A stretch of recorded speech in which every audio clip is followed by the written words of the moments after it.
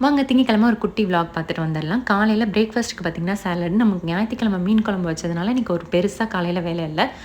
மீன் மட்டும் வறுத்துட்டு சாதம் வச்சுட்டு எடுத்துகிட்டு போயாச்சு. எனக்கு சாலட் சாப்பிடலாம் அவ்வளோவா பிடிக்காது.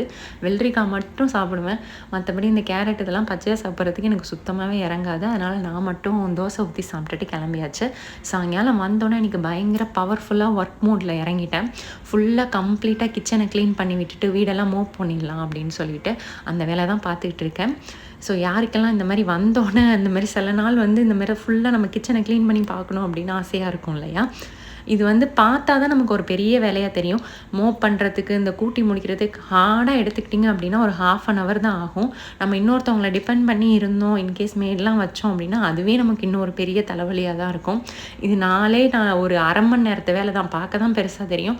டக்கு டக்குன்னு கூட்டி விட்டு மோப்பை போட்டு புது மேட்டை மாற்றி விட்டோம் அப்படின்னா பார்க்கவே அழகாக இருக்கும். நமக்கும் பயங்கர திருப்தியாக இருக்கும்.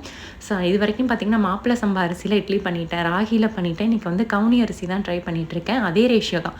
2 கப்பு கவுனி அரிசி, 1 cup normal idli rice, 1/2 cup உளுந்து எல்லாத்தையும் சேர்த்து நான் ஊற வச்சுட்டேன். காலையில் தான் அரைக்க போகிறேன்.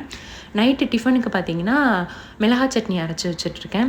ஸோ இதை நம்ம வச்சுட்டோம் அப்படின்னா காலையிலேக்கு பிரேக்ஃபாஸ்ட்டுக்கும் இதை யூஸ் பண்ணிக்கலாம். இப்படி தான் பரபரப்பாக போச்சு. இன்னொரு நாள் சந்திக்கிறேன்.